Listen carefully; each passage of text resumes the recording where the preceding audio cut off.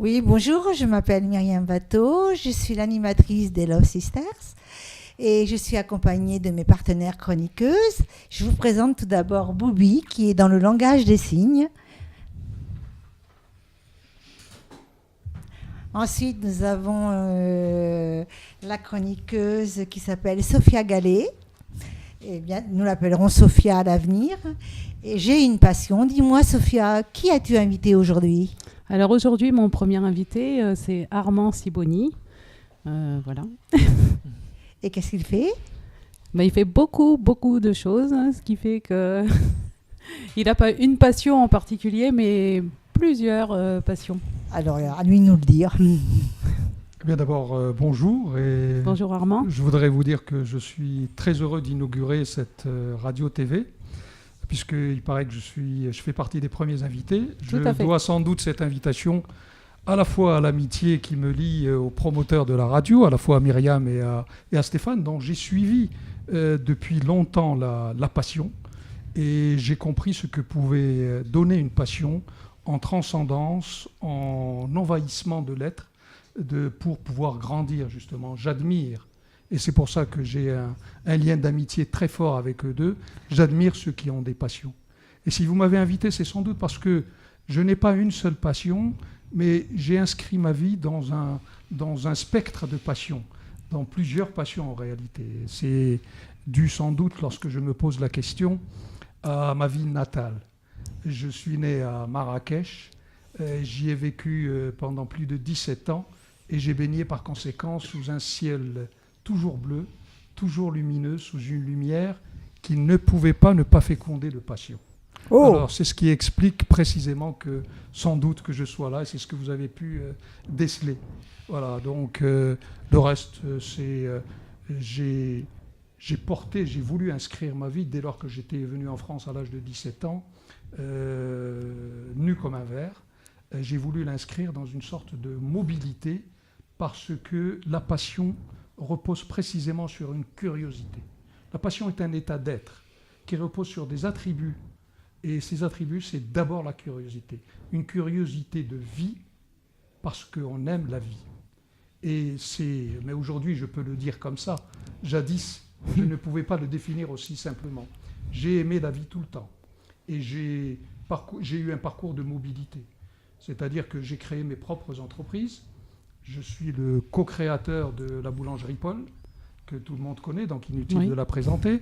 À Montpellier, lorsque je suis venu, j'ai aussitôt créé une école supérieure de commerce qui s'appelle l'Académie Mercure et qui est sur le parcours médecine. J'ai créé d'autres entreprises, mais je n'ai pas voulu me contenter de ça parce que, quelque part, créer une entreprise, c'est essayer de se renvoyer une forme de reconnaissance.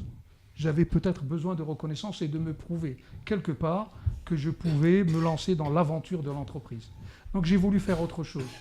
C'est pour ça que j'ai dirigé plusieurs chambres de commerce, à la fois à Tours, à Orléans, à Périgueux. J'ai failli le faire à Paris, je l'ai fait à Montpellier. Et puis, parce que mobilité il y avait, j'ai voulu changer. Alors je me suis lancé dans la construction de terrains de golf. Les terrains de golf, et à Montpellier, on connaît bien le parcours Golfi, là, avec une école assez didactique pour apprendre à jouer au golf. Eh bien, j'ai lancé ça, un réseau européen de golfi en faisant venir les professeurs les plus réputés des États-Unis pour apprendre aux Montpelliérains et aux Français à jouer au golf. C'est un label qui se poursuit toujours sur la place. Ensuite, j'ai voulu être un sachant. Ce terme m'intriguait un peu. Il paraît que le sachant, c'est celui qui sait. Mais qui sait quoi ? Alors, le tribunal de commerce m'avait nommé par ordonnance sachant, c'est-à-dire qu'il fallait que je prenne en charge les entreprises qui étaient en difficulté et qu'il fallait devoir sauver. Voilà, parce que les entreprises en difficulté, une entreprise, sa vie, ça se développe, parfois ça peut mourir. Et comment peut-on faire pour apporter une thérapie de maintien de l'entreprise ? C'est ce que le tribunal de commerce a essayé de me donner. Je l'ai fait pour quelques entreprises importantes de la région. Et puis, tout cela me révélait en moi des passions, révélait en moi en tout cas une forme de caractère. Mais je ne m'en suis pas contenté puisque j'ai été attiré par la démystification, j'allais dire la démythification du pouvoir. Qu'est-ce que le pouvoir politique ? Et je me suis par conséquent retrouvé pendant quelques années conseiller de ministre donc à Paris. C'était ma seule expérience parisienne. L'enfant de Marrakech que j'étais s'était forcé de quitter Paris très très vite pour aller aussitôt d'ailleurs vers la Dordogne, vers le Périgord, ce beau pays de manoirs, de châteaux, d'architecture, de beauté, d'art. Et là aussi, ça répondait par conséquent à des formes de passion.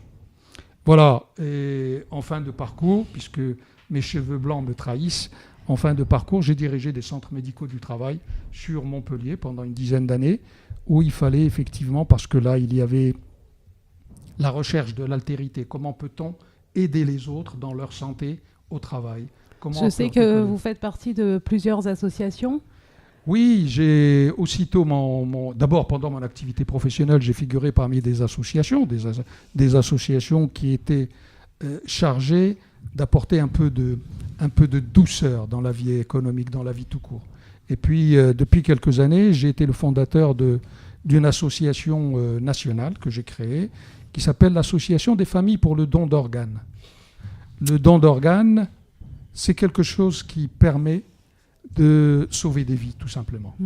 Et on en parle très peu parce que derrière le don d'organes, on parle un peu de la mort, on parle du décès brutal, on parle de la mort encéphalique qui est un peu traumatique, on parle des accidents de moto.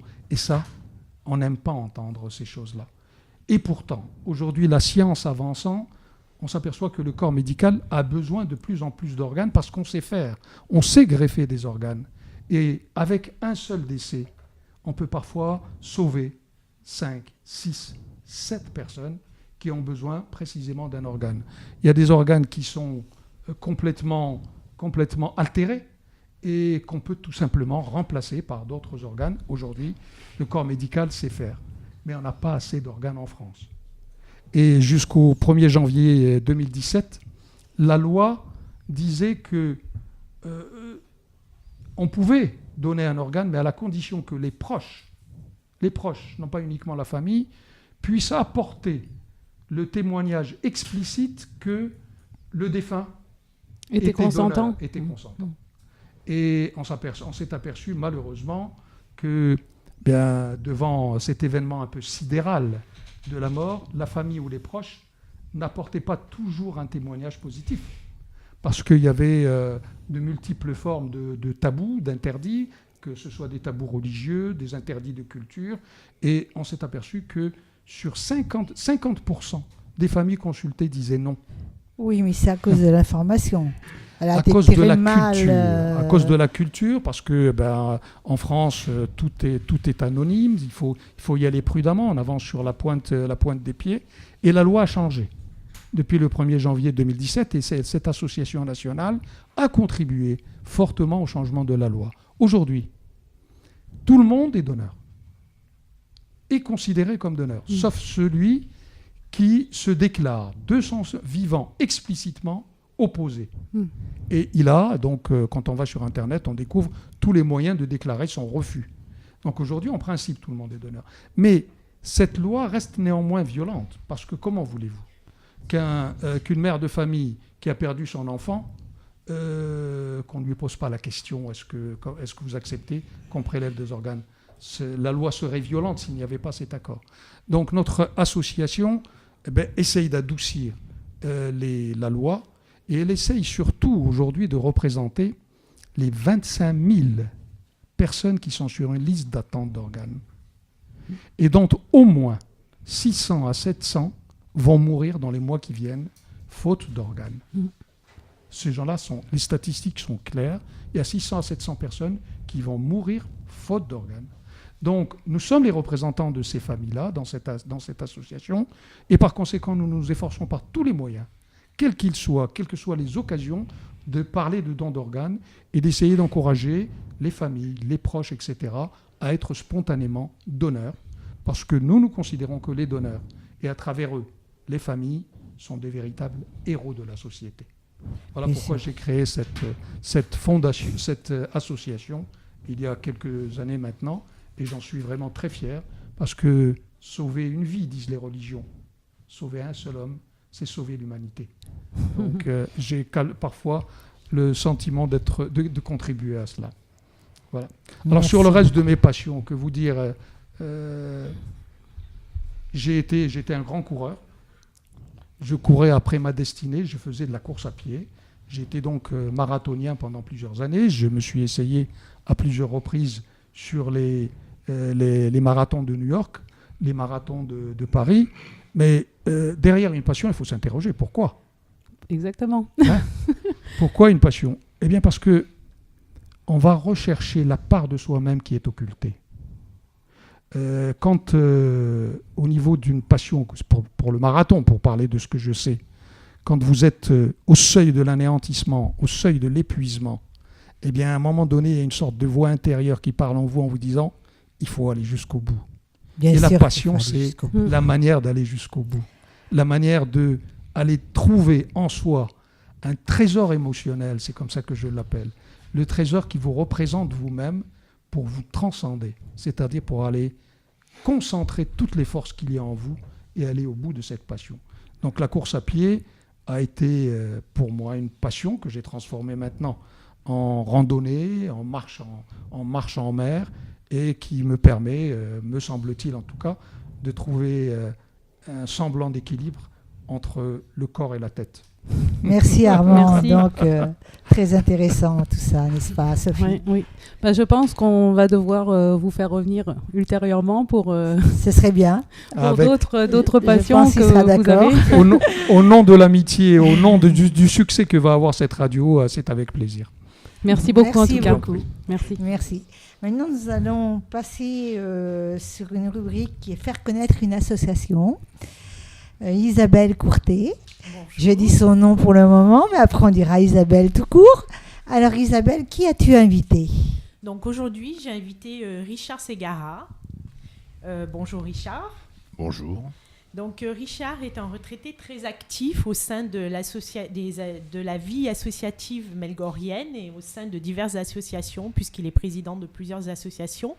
Mais aujourd'hui, il est venu pour nous parler de l'association RSEO. Richard, pouvez-vous nous présenter en quelques mots votre association et nous dire quel est son objectif ? Alors, RSEO, ça veut dire retraité sportif de l'étang de l'Or. Voilà. Alors, sportif, pourquoi nous sommes des retraités, bien entendu. Sportif, parce que nous organisons des marches. On ne peut pas appeler ça des marches, on appelle ça des balades, nous. Puisqu'à notre âge, on ne marche pas trop vite et on ne monte pas trop de côtes. Voilà. Voilà, on ne fait pas de marathon, dans les bois. Mais nous avons deux types de balades. La balade de 8 km à une vitesse de 3,5 km à l'heure, tranquillement. Et nous avons une seconde balade pour ceux qui ne peuvent plus marcher 8 km et qui ont envie toujours de marcher, qui fait 4 km à 5 km. Voilà. C'est une association qui au départ fait des balades, bien sûr. Son entité était créée en 1989 et on a étendu un petit peu à tous les retraités qui ne peuvent plus faire la grande ni la petite. Il fallait un peu les occuper, et donc nous faisons d'autres activités pour les amuser. Voilà. Donc cette association est à Moguio et voilà, c'est les retraités sportifs de l'étang de l'Or. Ah oui. Ok. Combien de bénévoles sont au service de l'association ? Alors nous avons un conseil d'administration de 10 personnes, avec bien entendu un bureau de 3 personnes obligatoires, le président, le trésorier et une secrétaire. Voilà, mais nous sommes 10 bénévoles en tout à faire fonctionner cette association. Et c'est une très bonne idée en plus. Oui. Très bonne idée. Qu'est-ce qui vous a donné envie de devenir président ? J'ai été président par défaut de cette association. J'étais trésorier avant. Après, les présidents successifs n'ont pas trop tenu la route. Et il y a eu des défections. Et pour ne pas laisser tomber cette association qu'on tenait à bout de bras, eh bien, après avoir donné le choix aux autres membres du bureau du conseil d'administration pour postuler, personne se Donc vous êtes désigné dévoué. et je me suis dévoué.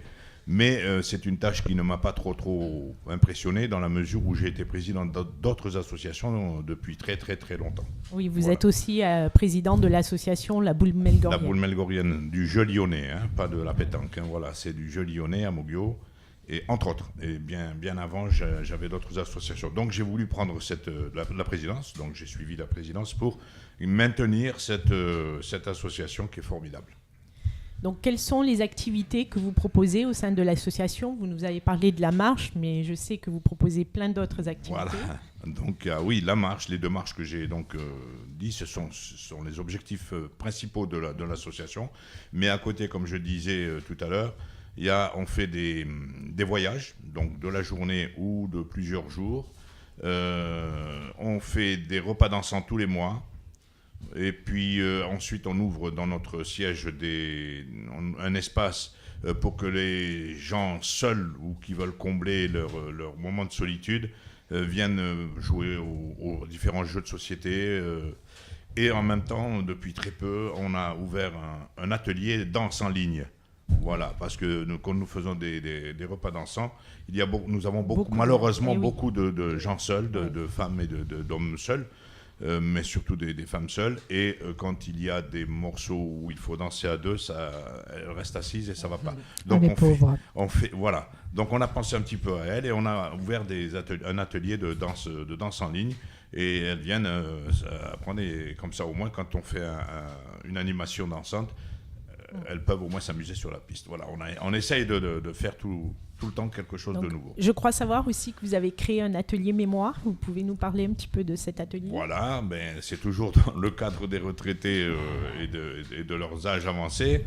On a créé aussi un atelier mémoire, effectivement, où il y a des jeux et des exercices plus ou moins ludiques pour que les personnes gardent toujours la mémoire bien éveillée et ne se laissent pas croupir devant la télévision. C'est bien, donc une multitude d'activités. Ouais. Combien d'adhérents compte votre association à ce jour? Alors l'année dernière, on était 340, on a terminé l'année à 340. Là, on est à 312 et une bonne quinzaine ou une vingtaine de personnes qui restent à venir pour diverses raisons, n'ont pas pu renouveler ou elles vont renouveler ou pas. Voilà. Oui, c'est très bien ça. Donc, comment décrivez-vous votre association en 3 mots? Alors, c'est l'amitié, la convivialité et le partage. Voilà les maîtres mots de notre association. Et c'est important. Et c'est important. Oui. Surtout pour les personnes qui se retrouvent seules. Voilà, c'est exactement. surtout ça. Voilà. Quelles sont les actions que vous menez à travers votre association?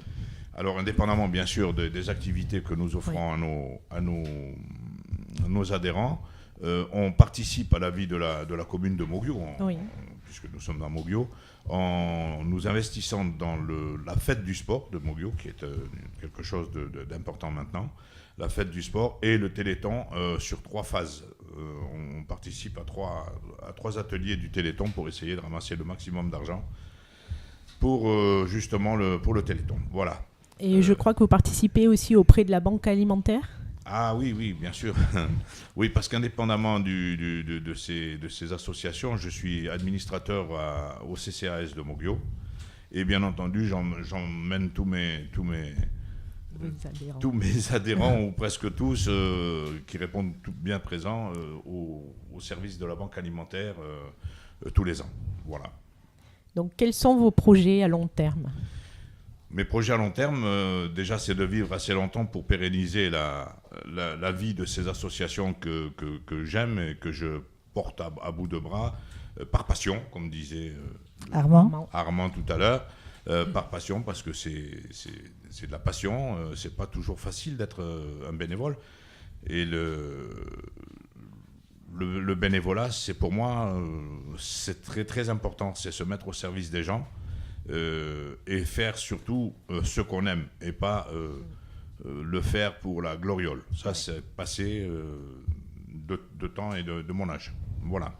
On ne peut qu'applaudir. Hein. Si vous deviez résumer l'année 2018 en quelques mots.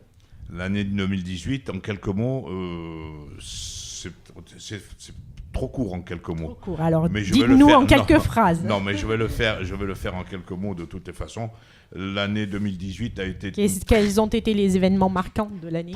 une très bonne année, avec pas mal d'adhérents. On ne fait plus de publicité, de publicité autour des RSO. Il y a des gens qui s'en chargent. Voilà, le bouche à oreille, la vie au RSO est tellement bonne et que les gens en parlent et nous ramènent des adhérents. On a des adhérents par le bouche à oreille. Qui augmente. Oui. C'est pour ça qu'en 2018, on a explosé, on est monté à 340 adhérents. Et c'est pas mal pour une association qui a démarré avec 70 adhérents en 89. Une belle évolution. Comment s'appelle l'association exactement? RSEO, ça va plus vite, on est connu sur RSEO, c'est les retraités sportifs de l'étang de l'Or. Vous avez un site? On n'a pas de site, on n'a rien du tout, on n'a que la bouche à oreille. Ah bah, c'est déjà Voilà. pas mal, déjà avoir Non, on a- 300 et quelques Alors, adhérents, c'est Voilà, déjà pas sans mal. Hein. site. Alors on n'a pas de site parce qu'il faut faire vivre un site, il faut l'alimenter et on n'a pas de gens Pour alimenter le très site. qualifiés pour Ouais. alimenter. Bon, déjà, en il faut même du temps, temps. on Et avait... puis peut-être pas assez de temps parce que vous êtes très occupé. Il faut du temps aussi, parce que j'ai d'autres activités Voilà. aussi qui me prennent du temps. Mais Ouais. je donne mon temps par plaisir, par amour et par passion. Voilà. Vous êtes passé rapidement tout à l'heure sur les repas avec animation que vous organisez. Est-ce que vous pouvez nous en dire un peu plus? Je sais que vous avez organisé une soirée il n'y a pas longtemps avec Hervé Acosta. Oui, alors, nous avons un programme établi toute l'année. Au mois de juillet, on se réunit tous, tout le conseil d'administration. On se réunit tout le conseil d'administration pour établir le programme de la journée. Et on a une animation. Notre saison se termine le 15 juin Au paradis. au paradis. Voilà. C'est comme ça, on va au paradis où on réunit. Donc le paradis, il faut savoir que c'est ma salle de réception dont je suis propriétaire. Ouais. Et j'ai le plaisir d'accueillir depuis maintenant 10 ans l'association dont Richard est président. Et donc ça se finit par un pique-nique collectif dans le parc. Il y a 2-3 ans, nous sommes montés, je crois, jusqu'à 184 adhérents. Ouais, Donc c'est ça. c'était un grand pique-nique qui se fait toujours dans la bonne humeur, une ambiance, c'est vraiment très très convivial. Voilà. Ben, merci beaucoup. Voilà. Voilà. Donc juste quelques mots pour terminer. Quel est votre meilleur souvenir depuis que vous êtes président? J'en ai beaucoup. Beaucoup de souvenirs, de meilleurs souvenirs. J'ai jamais été déçu du parcours que j'ai fait en tant que président dans cette association. Jamais. On a eu des chagrins, on a eu des pertes. Et en l'occurrence, on a perdu cette année notre doyen qui avait 96 ans et qui dansait encore la veille Oui. de son décès. Voilà. Et ça, c'est des mauvais souvenirs, bien entendu, mais enfin, à l'âge que nous avons, on est amené à avoir du chagrin. Mais des souvenirs, j'en ai de très bons dans cette association. De mémoire, je n'ai pas de souvenirs Marquants. marquants, C'est que des bons voilà. souvenirs. Que des bons Parce que souvenirs. vous avez que de bons adhérents et ils ont un bon président. Tout à fait. Non, le bon président, ça c'est une autre chose, mais j'ai de très bons adhérents, très, très coopératifs et très gentils. Oui. Donc avant de nous quitter, est-ce que vous avez un message à faire passer peut-être aux futurs adhérents qui voudraient rejoindre votre association? Comment peuvent-ils vous joindre donc, du coup pour Ben, tout simple, pour me joindre, dans le livre des associations, dans le bouquin des associations de Mogio, c'est les RSEO, Richard Segara. Il y a mes coordonnées dans le bouquin. Et puis, tous les gens qui sont seuls et qui ne savent pas quoi faire, je parle des gens du troisième âge, hein, parce que j'ai des belles personnes autour de moi qui ne sont pas du troisième âge. Mais à toutes ces personnes qui sont seules et qui ont des moments libres et noirs dans leur vie, de venir nous rejoindre pour leur donner un peu de gaieté et surtout du bonheur. Merci Richard. Donc vraiment, je vous remercie du fond du cœur d'avoir accepté notre invitation et je vous souhaite une bonne fin de journée. Merci beaucoup. Merci. Et voilà. Et donc maintenant, nous allons passer vers la chroniqueuse Marie Nati Coup de cœur Bonjour. musical, bonjour. Alors Marie-Nadine. Bonjour à tous. Alors moi je vais commencer, parce qu'on l'a pas encore fait, mais je vais commencer par souhaiter à tout le monde une bonne année, heureuse 2019. nouvelle année 2019. Et aujourd'hui, pour commencer, j'ai comme invité Benjamin Nadal. Bonjour, Salut Benjamin. ça va? Oui, très bien, et toi? Ça va, merci. Alors Benjamin, tu es auteur-compositeur. Oui, Et tu te lances dans une grande aventure. exactement. Alors, est-ce que tu peux nous parler de cette grande aventure? Eh bien, j'ai commencé à écrire un album il y a 2 ans, Ah, I Will Fight, et ça y est, il est sorti. Alors, il est sorti en novembre, donc ça fait maintenant 3 mois, 2 mois, 3 mois. À peu grosso près. modo. Et, calcul mental comme ça, je suis pas très forte. moi non Non, plus. je rigole. Moi non plus. I Donc Will voilà. Fight, I Will Fight, ce exactement. qui veut dire, pour ceux qui ne comprennent pas l'anglais, Ce qui veut dire je vais me battre. je vais me battre, d'accord. Donc cet album, quel style alors? C'est quel style de musique que tu... Alors, il y a une dominante gospel. Oui, Après, génial, avec j'adore le des- gospel. Ah bon? Et pour cause. Ouais, une dominante gospel avec des couleurs un peu world music et un peu latine. D'accord, d'accord. Et tu nous parles de quoi alors dans cet album, les titres, quel est un peu... Alors cet album, c'est un peu comme un journal intime. Ça a été un D'accord. exutoire Mhm. lors d'une épreuve de la vie.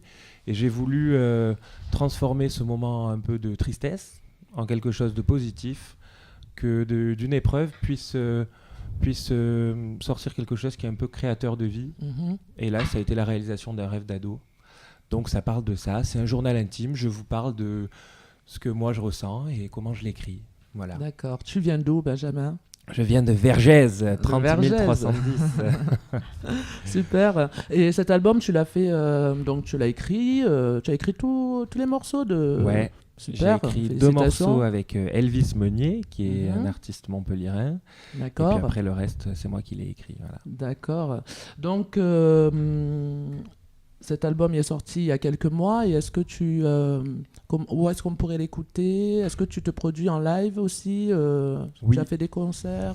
Alors, j'ai déjà fait quelques concerts. Là, je prévois 2 concerts en mars qui sont D'accord. prévus. Donc, le week-end du 16 mars et le week-end du 23. Il y en a un qui est à Huchot, dans le Gard. Oui, on va te Un suivre autre, alors. ouais, un Super. autre à Quissac. D'accord. Ensuite, on peut m'écouter sur Deezer, Spotify, sur iTunes, sur toutes les plateformes de téléchargement légales. Oui, au nom de Benjamin Nadal. C'est Exactement. génial, c'est super. Et ensuite, après, tu as d'autres projets, toujours musicaux. Est-ce que tu as envie de continuer après, d'écrire un autre album, de faire... Oui. Dans un premier temps, j'ai envie de le défendre un peu sur scène, cet Ouais. album. Il est assez métissé, donc si tu veux, ce qui me plaît, c'est tu vois, là, pour le concert de sortie, j'ai fait venir une danseuse de flamenco Oui. sur du gospel. C'est vrai que c'était... Ah, tu es une danseuse de flamenco. On a Yes, yes, une chronique yes, yes. danse, Myriam. On pourrait l'inviter aussi, On ta pourra danseuse. l'inviter, oui. Exactement. Ben, elle sera plus pertinente que moi en danse, hein, ça c'est sûr. Donc ça c'est le premier objectif, et Ouais. ensuite écrire, composer et enregistrer un deuxième album. D'accord, super. En tout cas, je vois que tu as l'album là avec toi, mais nous, Yes. on va avoir le plaisir de t'écouter en live Yes. tout à yes, l'heure. On va yes. te retrouver dans quelques minutes et tu vas nous interpréter 2 titres de cet album qui s'appelle Exactement. I Will Fight. Exactement. Et on peut te trouver aussi, tu pourrais aussi nous donner les réseaux sociaux, sur les réseaux sociaux, Oui. où est-ce qu'on peut te suivre, comme ça on pourra venir te voir tes prochains concerts. Yes. Alors vous pouvez me trouver sur Facebook, Benjamin Nadal. Nadal c'est comme Raphaël, le joueur de tennis, donc Nadal. Vous pouvez me retrouver aussi sur Instagram, Benjamin Nadal, et vous rajoutez un petit OFF. Voilà. Et Super. vous pourrez me suivre. Merci Benjamin. Merci beaucoup. Merci. Et on te retrouve dans quelques minutes en Sur live. scène. Exactement. Scène. Et j'en profite. Oui. Myriam, bon, je sais qu'on a 2 semaines après Noël. Je suis un peu en retard, mais je t'offre l'album. Ah ben voilà. Et je te laisserai le cadeau découvrir. encore. Donc voilà. I Will Fight, Benjamin Nadal. Je te Merci remercie. beaucoup. Merci beaucoup. Et à tout à l'heure. Et on se retrouve donc sur la scène de Love Sisters. Et je vous demande d'accueillir Benjamin Nadal qui va nous interpréter 2 titres de son album Gospel, I Will Fight. Benjamin, c'est à toi.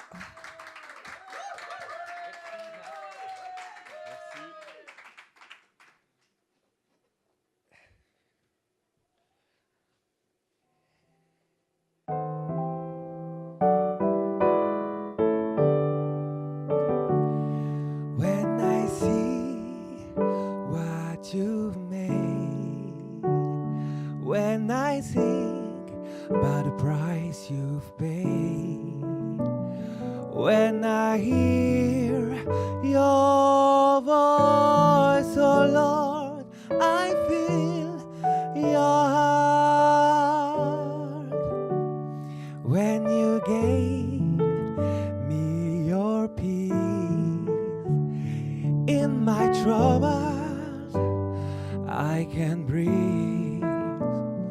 I can walk in your light, oh Lord. I feel your heart, Lord. Your heart, Lord. Your heart, Lord. I can feel your heart when I see what you've made, when I think about the price you've paid, when I hear your voice, oh Lord, I feel your heart. When I see the morning star, that you're with me in the valley, Lord, where you give me your strength, oh Lord, I feel your heart, Lord, is full of life. Your heart, Lord, is full of love.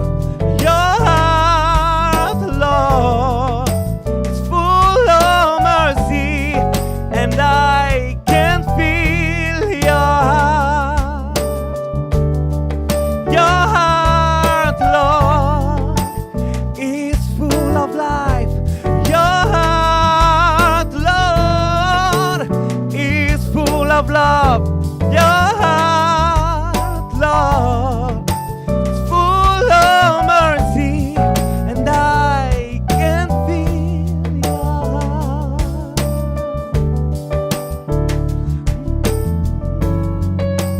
Your heart, Lord.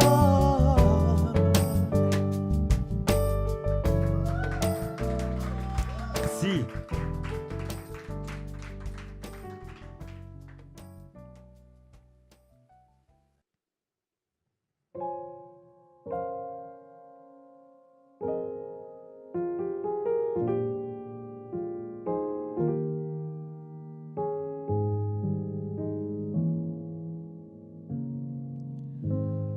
Your name is love,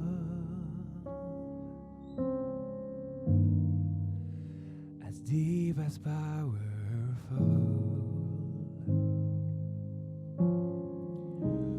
Your name above,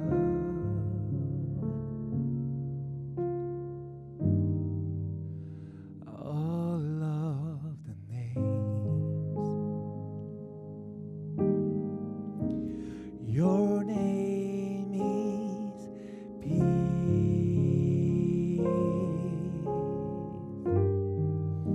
of mind, of soul. Your name is mercy.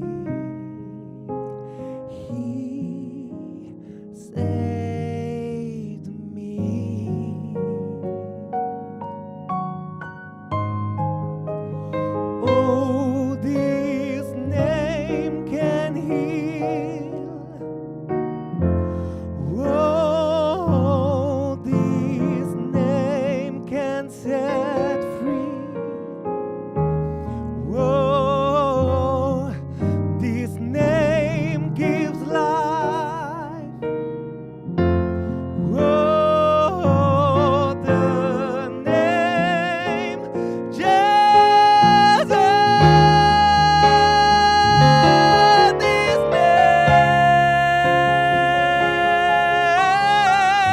name, the rock of my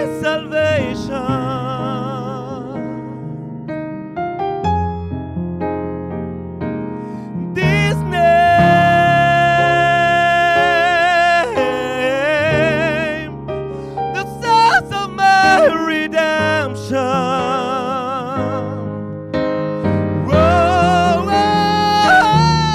this name,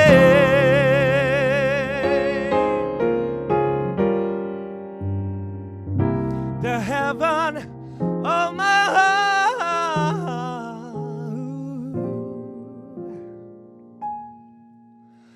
the name of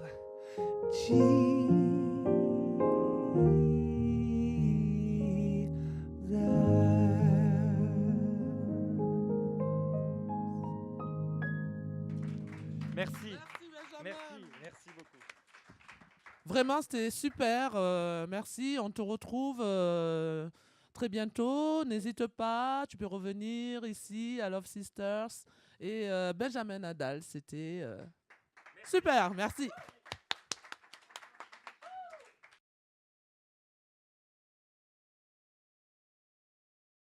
Coucou, voilà, nous voilà de retour pour la deuxième partie de l'émission des Love Sisters.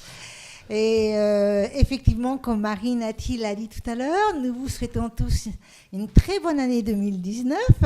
Et nous allons aller dans la rubrique Bien-être et santé, relations humaines, avec Marianne Mazar. Marianne, à toi, qui est ton invitée? Alors, mon invitée s'appelle Dominique Cure. Elle est consultante en Feng Shui. Et voilà, bonjour Dominique, je suis ravie. Marianne. Je suis ravie de t'accueillir aujourd'hui. Alors, est-ce que tu peux nous en dire un petit peu plus? Qu'est-ce que le Feng Shui? Alors, le Feng Shui, c'est l'art d'harmoniser l'homme dans son environnement, que ce soit l'environnement intérieur ou l'environnement extérieur. Et la question que l'on peut se poser, c'est où vivons-nous 24 heures sur 24?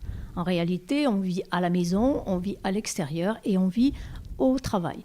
Donc, de ce fait, le Feng Shui va travailler sur l'harmonisation de ces trois espaces. Voilà. D'accord. Et quelle est l'importance justement d'harmoniser son espace? L'importance d'harmoniser son espace, c'est principalement de vivre des relations harmonieuses avec la famille, les collaborateurs, les collaboratrices, la direction, etc., etc. À qui s'adresse le Feng Shui?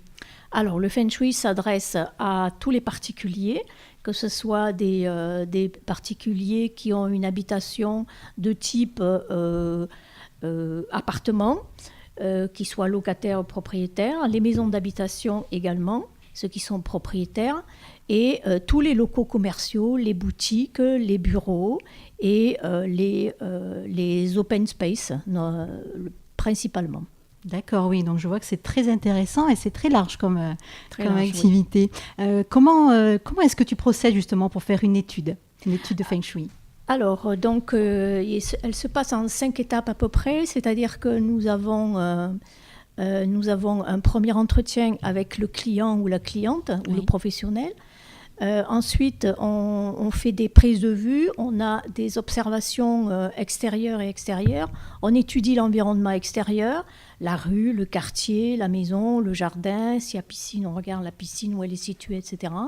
Et ensuite, on travaille l'environnement intérieur avec toutes les pièces de l'habitation, en sachant que toutes les pièces d'une habitation correspondent à des composantes qui sont les finances, la relation, la carrière, les connaissances, etc. D'accord, oui, donc j'imagine en effet que c'est très complexe. Tu dois t'aider d'une carte, il me semble, que tu avais vu travailler. Disons qu'on travaille sur plan. Et l'outil principal, c'est la boussole, puisque je travaille j'ai été formée à l'école de la boussole principalement. Et donc, on travaille uniquement sur plan et prise de vue et boussole, puisque il faut partir d'une direction cardinale. Et à partir de la direction cardinale, chaque pièce va correspondre à une composante, celle que j'ai nommée tout à l'heure, du moins les principales. Voilà. D'accord. Bon, et dernière petite question, où travailles-tu justement? Alors, je travaille sur Montpellier, bien évidemment, sur la région Occitanie et également dans toute la France. Je me déplace dans toute la France. Voilà. D'accord. Bon, ben, merci Dominique pour tous ces renseignements. Et puis, sûrement que je vais venir te voir très bientôt. Merci Dominique. Avec plaisir, merci. Nous avons eu le plaisir de vous recevoir et nous espérons vous recevoir à nouveau. Merci beaucoup. Et donc maintenant, nous allons passer dans la rubrique l'art sous toutes ses formes, ça veut tout dire et ça veut rien dire. Et donc, avec Souki, et là, elle va être sage, et après, elle sera un petit peu moins sage, dans l'art, sous toutes les formes. Souki. Moi, sage. Bonjour. Bonjour Emmanuel. Bonjour. Bienvenue. Ravie d'être ici, en tout cas. Je suis très contente de te recevoir pour la première de l'émission Love Sisters. Très contente d'être ici aussi. Elle représente un peu notre marraine, hein, d'ailleurs, Emmanuelle Frégé. Merci. Tu es donc notre marraine officielle? Et ben voilà. Donc c'est voilà. On la nomme marraine officielle. Elle applaudit tous. Ça a validé, on valide. Merci, je suis honorée. Ben, on est très contents en tout cas que tu acceptes. Et alors aujourd'hui, on va parler un petit peu plus de toi, de ton travail de photographe. D'accord. Donc je suis allée sur ton site faire un petit tour, donc sur emmafrégé.com. Et j'ai trouvé quelques informations. Donc, tu es parisienne d'origine. De base, dans ma première vie, oui, effectivement. Dans ta première vie, tu peux nous en dire plus? Ça fait 20 ans que je suis installée dans la région. Donc maintenant, je suis à 1 heure de Montpellier, donc je me déplace un peu partout. Voilà, ma première vie a été très, très différente puisque j'étais dans le tertiaire, j'étais secrétaire de direction. Et il y a 20 ans, j'ai décidé de changer de vie et donc de me former à la photographie, sachant que j'en faisais déjà depuis bien longtemps. Donc ça fait 20 ans que j'officie en tant que photographe dans la région. Pour mon plus grand bonheur, j'avoue. Et tu étais modèle avant? Avant, j'étais modèle pendant 10 ans, oui, c'est ça. Est-ce que c'est un petit peu ça qui a orienté ton choix pour devenir photographe? Ça faisait partie, disons que ça m'a permis de cerner un petit peu la globalité de beaucoup de choses et de pouvoir gérer un petit peu mes modèles aussi maintenant, donc de faire du coaching, voilà. Oui, c'est vrai que ça aide. Ça aide. Les positions. C'est ça. Et de comprendre aussi les impatiences et un petit peu de ce que la personne en face veut et ne veut pas aussi, surtout. Comprendre l'humain, en fait. Exactement, puisque c'est mon créneau. Oui, justement, j'allais y venir. Tu es artiste avec donc aux multiples talents, puisque tu es graphiste, illustratrice, tu es aussi web designer, tu es aussi coach, puisque tu fais dans ton métier développement de l'estime de soi. C'est ça, c'est ça. Ouais. J'ai appelé ça la photothérapie. La photothérapie. C'est aussi ce que je dis dans mon développement personnel, photographie, photothérapie. Donc donc on englobe l'humain dans la photo et dans son bien-être. Je pense même que c'est l'humain passe en premier. Oui. Vraiment, c'est important. Et donc tu vas nous en parler un petit peu plus. Peux-tu nous donner l'origine de ce projet? Alors moi, donc ça fait 20 ans que je suis donc photographe professionnel et c'est vrai que parallèlement j'ai travaillé sur moi, j'ai fait un parcours de vie comme tout à chacun et j'étais aussi formée à différentes techniques de travail sur soi. La psychogénéalogie, deuxième lecture, enfin pas mal de choses comme ça, les constellations familiales. Et je faisais une photo parallèlement, professionnellement, qui était assez lisse. Les gens me disaient, tes photos sont jolies, mais ça s'adresse aux jeunes et aux personnes qui sont jeunes et qui sont belles. Et en fait, il y a quelque chose qui ne me convenait pas du tout dans tout ça. C'est vrai que je me disais, il faudrait arriver à allier les deux, le travail sur soi et la photo. Et je pense que c'est quelque chose qui a mûri, un peu comme un fruit. Et puis, à un moment, c'était une évidence, c'est devenu mûr. Disons que les chemins se sont réunis.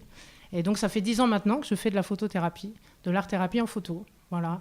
Alors, le principe, rapidement, c'est qu'au lieu de s'adresser, au lieu de rentrer par la fenêtre de l'apparence, je pense qu'on rentre par la fenêtre de l'émotionnel. Donc, on rentre par l'intérieur. Donc, le but étant de réunifier notre apparence extérieure et l'intérieur. Voilà. Et donc j'ai une petite question au niveau des constellations. Tu parlais de constellations familiales. Oui. Tu peux nous expliquer ce que c'est exactement, s'il te plaît? Alors les constellations familiales, c'est se retrouver en groupe. C'est un petit peu complexe. Il y a un groupe d'une quinzaine, vingtaine, trentaine de personnes et qui rentrent en émotionnel et en résonance les unes avec les autres. Donc c'est des techniques qui rejoignent la psychogénéalogie. Donc on travaille beaucoup sur les profondeurs, en fait, ce qui nous habite, et au niveau du ressenti aussi. Donc les gens, ce que tu appelles constellation familiale, c'est un petit peu juste l'idée de regroupement, en fait. C'est ça, et puis c'est revivre aussi toutes ces programmations familiales et surtout se nettoyer de avec tout ce des qu'on étrangers. a nettoyé, avec des gens qu'on ne connaît pas.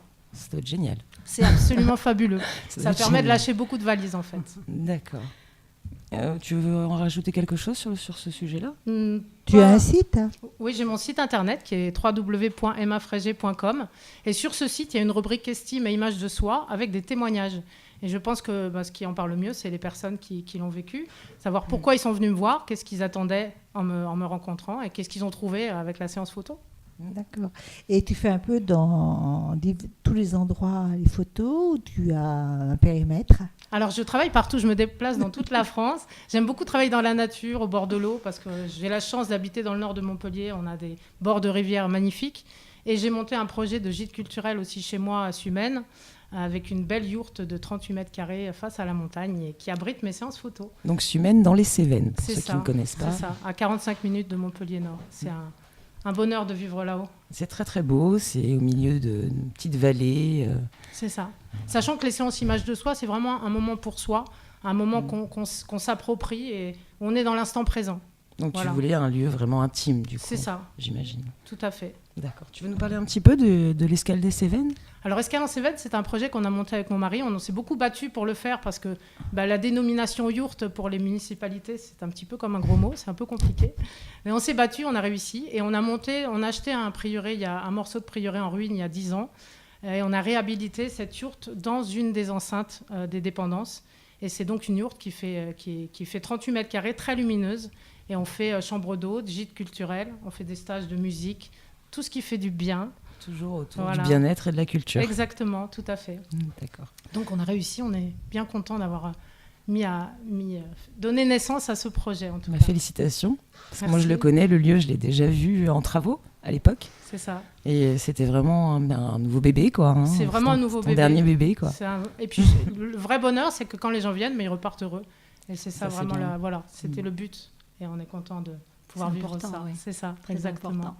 Ben, merci beaucoup, Emma. Merci avec beaucoup, grand Emmanuel. plaisir. Avec plaisir. C'était très heureuse d'être là. C'était très enrichissant, en tout cas, de partager ce moment avec toi. Pareillement. Merci beaucoup. À très bientôt. À bientôt. Avec plaisir. À bientôt. Et donc maintenant, nous allons passer à la rubrique danse avec Marina. Marina, Bonjour. tu as invité quelqu'un que je connais très bien, qui pour moi est quelqu'un d'important. Et c'est une amie chère que je connais depuis des années. Donc je fais attention.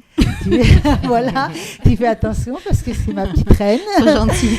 Donc voilà, qui as-tu invité? Quelle est la reine que tu as invitée? Oui, je vous présente une grande danseuse, danse orientale, Sharon. Bonsoir. Bonjour. Bonjour. Juste 1m68, je ne suis pas si grande que ça. C'est pas trop petit quand même. C'est pas trop petit. C'est pas mal. Alors, Sharon, comment vous est venue cette passion qui deviendra votre métier? Alors en fait, j'ai toujours été baignée dans l'univers oriental depuis que je suis petite. Dans 2 parents, ma mère est tunisienne, mon père est d'Algérie. Donc ils ont toujours aimé l'univers oriental. Donc ça a bercé mon enfance. Je sais que par exemple, quand j'étais petite, je regardais des films de cinéma égyptien au lieu de regarder des dessins animés. Donc je voyais les danseuses en noir et blanc. Et je rêvais d'être une princesse d'Orient. Voilà, si tu me demandes quel est mon dessin animé préféré, c'est facile à répondre. Ce sera Aladdin, non?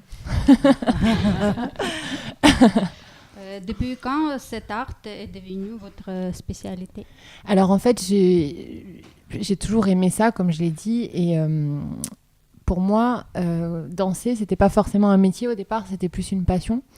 Pourtant, je n'ai fait que ça comme métier. Et à l'âge de 18 ans, j'ai commencé à prendre des cours intensifs et je suis complètement tombée là-dedans. Et quand on dit ça à ses parents, c'est bien de danser, mais en faire un métier, c'est pas la même chose. Et je me suis accrochée, je me suis battue. Aussi, je me suis battue contre les clichés parce que la danse orientale a beaucoup de côtés rédhibitoires pour certains. On parle danse du ventre, ce qui est complètement stupide. Tu vas pas danser juste avec ton ventre pendant des heures. Non. À moins que... C'est ça. Ça va être un peu ennuyant. Sinon, vous avez le terme couscous-boulette qui me plaît pas du tout. On va manger dans un restaurant, couscous-boulette, je l'appelle comme ça. Voilà, tu vas manger dans un restaurant, manger un couscous et regarder une danseuse. Non, pas du tout. C'est vraiment une discipline, art, danse et sport. Donc du coup, je me suis accrochée, je me suis battue, j'ai fait des belles scènes et en fait, j'en ai fait mon métier. Après, j'ai commencé à enseigner. Moi, je peux dire que je t'ai remarqué grâce à ton originalité, quand même. C'est ça, j'essaye. Je me souviens, il y a peut-être 8-10 ans à peu près, un coup de téléphone parce que j'avais vu ce phénomène danser qui est extraordinaire. Merci, ma belle. Merci. Ouais, tu nous donnes envie de voir ça. Sharon, pouvez-vous me dire d'où vient la danse orientale? Alors la danse orientale, elle vient de Moyen-Orient, d'Égypte en particulier. Et donc elle est née là-bas. Elle est née sous principe de cinéma, ce qu'il faut savoir. Vous avez tous vu par exemple le film Alibaba, j'imagine, Alibaba avec Fernandel. Donc dedans il y a une danseuse qui joue dedans, qui est égyptienne, et c'est une icône de la danse orientale. Donc elle est née là-bas. Et si vous regardez mon passeport, j'ai plus de 40 visas égyptiens. Je suis fourrée là-bas, en Égypte. C'est génial. Donnez-vous des courses où pouvons-nous apprendre Oui, alors j'ai à peu près 200 élèves sur Montpellier. Je donne des cours à Antigone, quartier Antigone, et aussi à Saint-Gély-du-Fesque. Mais je voyage un petit peu partout dans le monde, où là, pendant un mois, j'étais pas là. J'étais au Maroc, ensuite le week-end d'avant en Suisse, le week-end d'avant en Égypte, le week-end d'avant sur Paris. Donc en fait, j'enseigne beaucoup à l'étranger les week-ends, et la semaine, je suis là. Combien de temps faut-il apprendre à danser? Alors, correctement. Ouais. Alors moi, je compare toujours ça à une langue en fait que vous voulez apprendre, une langue que ce soit le russe par exemple. Si je me mets à apprendre le russe, combien de temps je vais mettre pour apprendre le russe? Ah oui, il faut 5 mois. 5 mois, c'est tout? Tous les jours. Tous les jours. Oui. En fait, voilà, je pense qu'on apprend tout le temps. Moi, ça fait 15 ans que je danse et je prends toujours des cours, puisque c'est toujours bien de s'enrichir. Mais on va dire que pour commencer à bien danser et s'assouplir un petit peu, et aussi avoir ce côté féminin en soi que la société dénigre. La femme est pas très mise en valeur, je trouve, de nos jours. Donc pour la rendre avec plus de confiance en elle, il faut au moins, je pense, minimum 2 ans, à peu près. Et jusqu'à 90 ans. Oh. À l'aise. Et pourtant. C'est ça. Bon, merci beaucoup, Sharon. Donc, et un extrait du passage de Sharon lors d'une présentation à l'étranger. Voilà, on va assister à un extrait. Donc voilà. Et juste avant de regarder l'extrait, je voulais juste parler aussi d'une dernière chose, c'est que j'organise un gros festival de danse orientale. Et c'est la 7e année et ça se passe au Casino du Grau-du-Roi. Et il y a plus de 2000 personnes qui viennent de plein de pays. Et donc je me bats aussi pour montrer cet art au grand public. Voilà. Donc c'est à quelle date? C'est du 25 au 28 avril 2019. D'accord. Donc on y sera. Super. N'est-ce pas les filles? Merci. Avec grand plaisir. Yallah. Avec grand plaisir. Donc nous allons passer à l'extrait de Sharon. Et vous serez en admiration comme nous tous devant elle. Voilà, on y va. Et je voulais qu'on n'oublie pas aussi peut-être de dire qu'ensuite il y aura le petit coup de gueule ou peut-être la petite sensibilité ou autre, parce que c'est pas toujours des coups de gueule, on n'est pas toujours fâchés. Quelquefois on est gentil. Donc quelquefois on sera méchant et quelquefois on sera gentil, n'est-ce pas, les filles? Et donc et après il y a un jeu. Donc on vous expliquera, après le passage de Sharon, on vous expliquera tout ce qu'il faut faire pour gagner des cadeaux.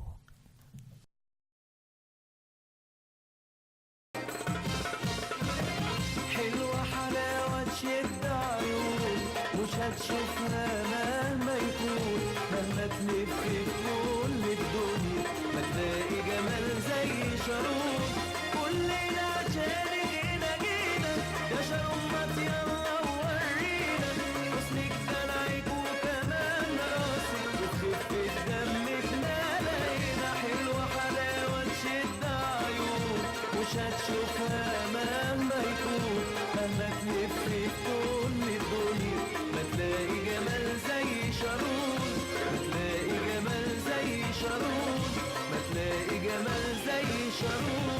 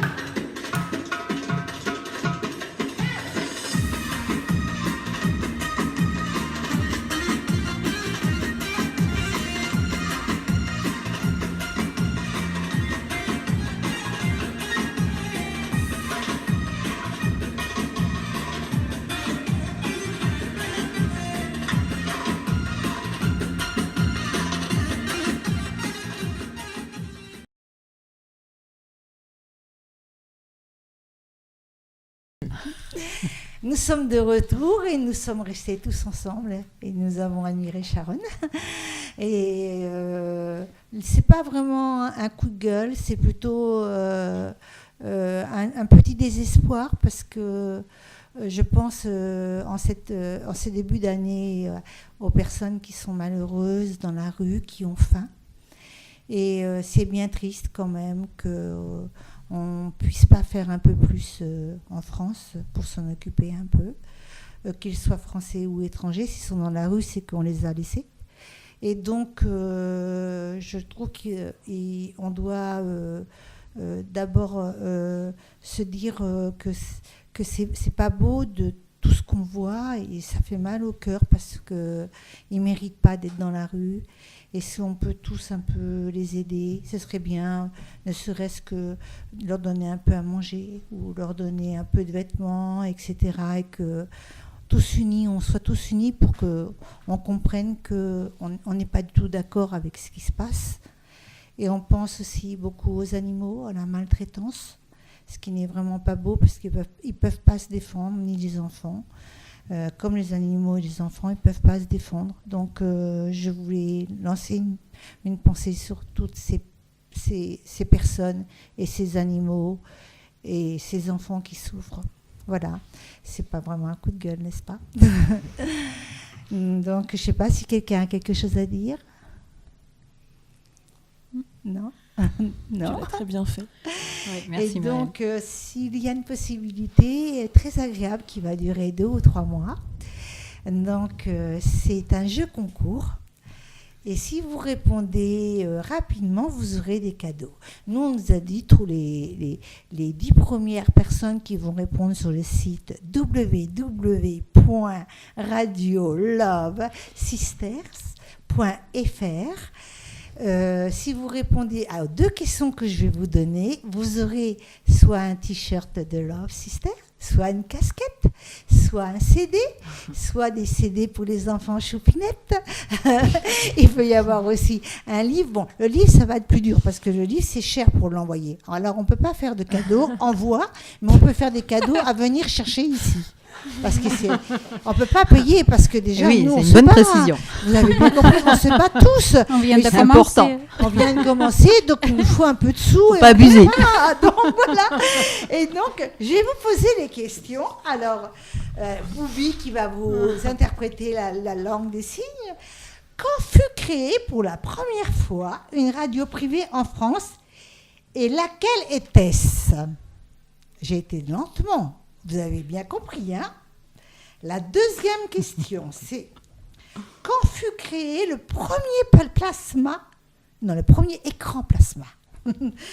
Et vous avez jusqu'au 9 janvier pour jouer. Les gagnants seront annoncés sur Facebook le 10 janvier. Donc vous avez une nuit et une matinée pour répondre. Bye bye.